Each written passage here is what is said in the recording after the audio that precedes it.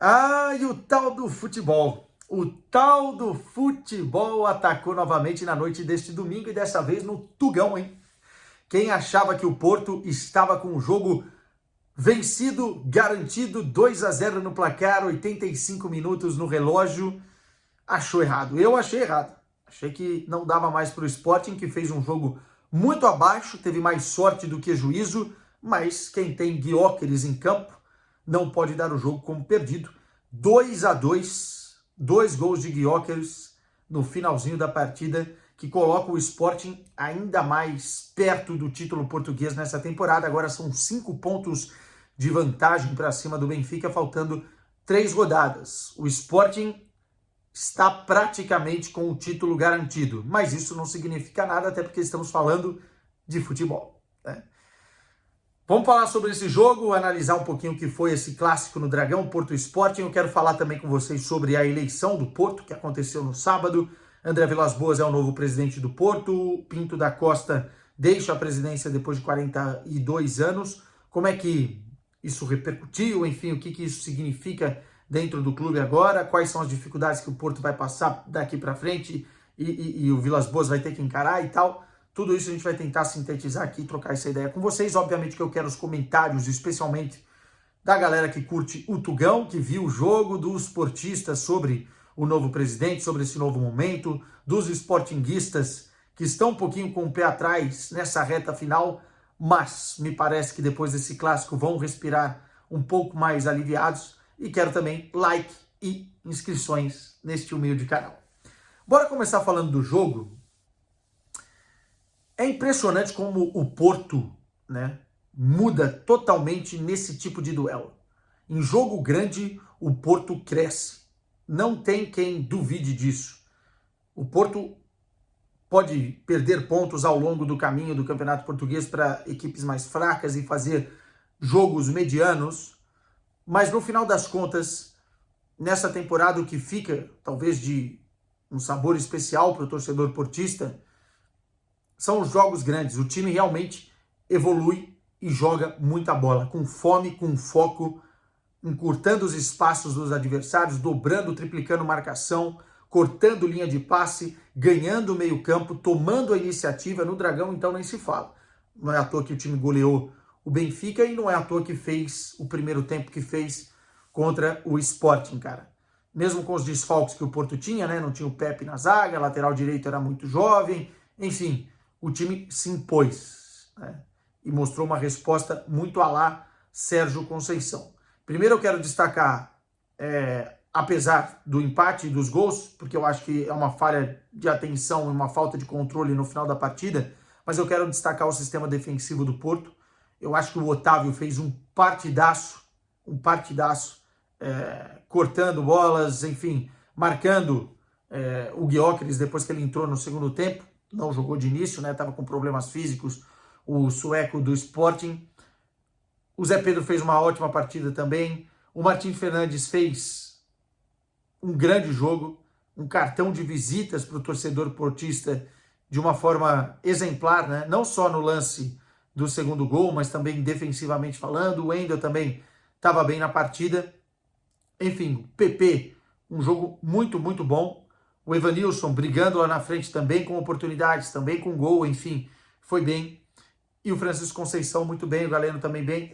Assim, o Porto no primeiro tempo conseguiu amassar o Sporting e deixar o Sporting desconfortável o tempo todo. Um Sporting desatento, desligado, sem foco. O Sporting parecia que comeu uma feijoada e entrou em campo, errando coisas que não costuma errar, um pouco afoito em algumas decisões, e isso cobrou um preço, né? Você não pode entrar dessa forma contra o Porto no Estádio do Dragão. Também algumas mexidas na equipe, o Edwards no banco, o Morita estava no banco, enfim, alguns jogadores importantes do Sporting, o Gyökeres no banco, o Paulinho titular e tal, mas mesmo assim você não pode entrar do jeito que entrou. Entrou molenga em campo e errando muita coisa. O trio de defesa do Sporting estava perdido no primeiro tempo. Diomandé, mal. Coates, mal. Sanjuste, mal. Os alas também, o Sporting perdeu totalmente o meio-campo em diversos momentos. O Yilmaz também fez um jogo bem abaixo. Primeiro tempo, principalmente, um jogo bem abaixo do que costuma fazer. E o Porto teve a oportunidade de fazer mais de 2 gols, né? Fez 2 gols. O primeiro deles foi numa falha do Israel, que deu uma espanada que sobrou pelo lado direito com o PP. O PP deu o passe para o Evanilson e o Evanilson fez 1-0. Depois disso, logo na sequência, o Martim Fernandes fez uma grande jogada pela direita, varreu todo mundo e foi quebrando todas as linhas, né? Talvez um Sport um pouco mais atento, mais combativo, menos espaçado, não tivesse dado tanto espaço para o lateral do Porto, que serviu com perfeição o PP para fazer o 2-0. E poderia ter sido 3-0 no primeiro tempo, tá? O Evanilson também, em outro lance que a defesa do Sporting estava espaçada, né? Os 2 zagueiros na linha de 3 muito, muito distantes. O Evanilson atacou o espaço e saiu bem para finalizar, enfim. Foi um desastre o primeiro tempo do Sporting e foi um ótimo primeiro tempo do Porto. Na segunda etapa, o jogo continuava controlado pelo Porto, apesar do time cair fisicamente. O Sérgio Conceição demorou para mexer na equipe, talvez estratégia, talvez estava gostando do que o time estava apresentando dentro das 4 linhas, só que o ponto é que o time foi se desgastando, enfim, com aquele ritmo muito alto que emplacou o grande jogo que fez no primeiro tempo. No segundo tempo não conseguiu repetir, mas a verdade é que o Sporting também muito pouco fez o segundo tempo inteiro. O Gyökeres entrou e estava muito bem marcado pelo Otávio, muito bem encaixotado ali no sistema defensivo do Porto, que hora defendia com 4, hora defendia com 5, e o Sporting não conseguiu muita coisa não, tentava pelos lados de campo e tal, mas não estava conseguindo, nem com o Catamo de um lado, nem com o Nuno Santos do outro, enfim. A coisa não estava fluindo, o Porto controlando o jogo, tentando sair no contra-ataque, só que as mudanças do Porto pioraram o time e as mudanças do Sporting melhoraram a equipe do técnico Rubem Amorim. E aí, cara, futebol tem dessas coisas. Se você não mata o jogo, deixa ele longo, quando tem um centroavante da qualidade do Gyökeres do outro lado, você está sujeito a tomar os gols, né? O primeiro gol foi uma falha de marcação, uma falha de saída de bola do Porto, que deu o espaço, Gyökeres estava lá para fazer o 2-1 de cabeça, né?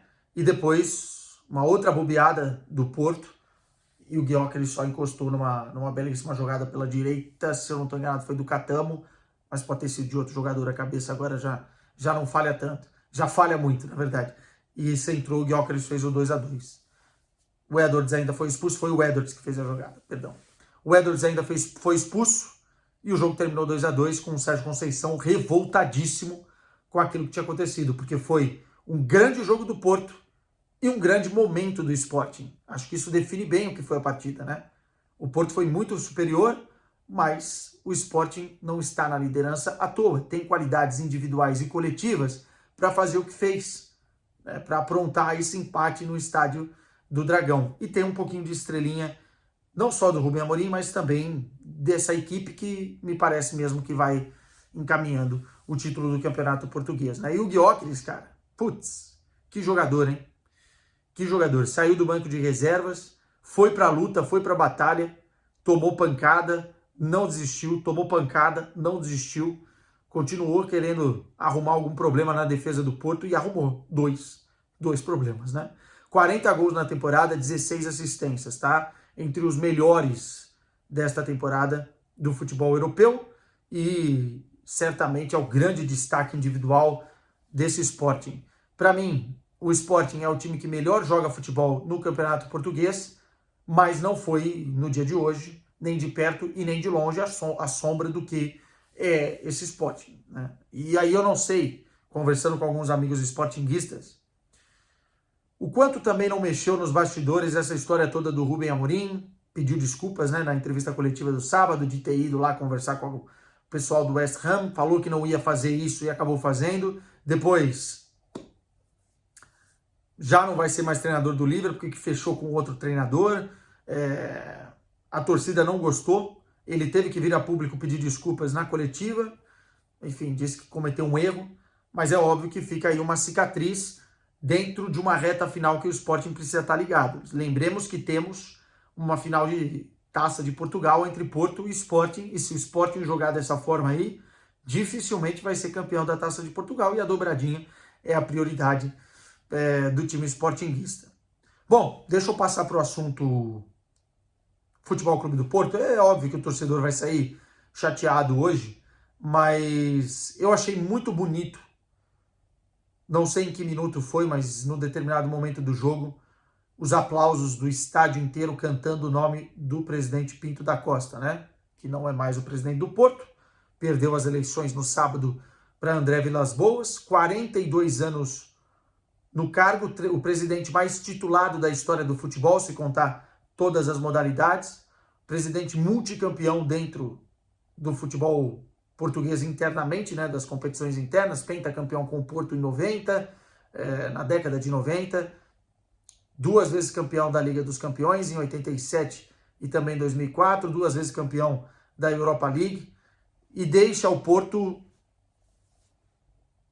de uma forma muito democrática, né? Uma manifestação muito forte dos sócios portistas que em número recorde compareceram para votar e 80% votaram para Vilas-Boas e só 20%, 19 e pouco, votaram aí para Pinto da Costa. Mas isso não tira nada ao mérito e à construção do que o Pinto da Costa representa para o Futebol Clube do Porto como clube, como entidade, para a cidade do Porto.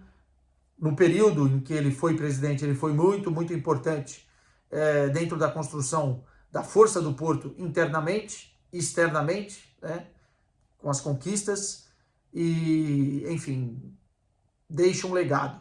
Agora, é verdade que nos últimos anos, e por isso essa votação tão clara, tão nítida de mudança e pedido de mudança do torcedor portista, nos últimos anos, muitos problemas financeiros, delegando muitas coisas a terceiros que eram fundamentais para o clube, muitos escândalos, especialmente envolvendo venda de jogador, compra de jogador e tal, e ele foi perdendo força nos bastidores, foi perdendo força dentro do clube, com os sócios, perdeu a confiança, e obviamente que há um desejo muito grande de mudança dos torcedores portistas agora, e isso fica demonstrado nessas eleições, né? Mas é bonito ver o respeito que os torcedores ainda nutrem, e certamente sempre terão, por aquele que deu tanto ao clube, né? Não funcionava mais, mas a gratidão, como eu falei aqui em outro vídeo,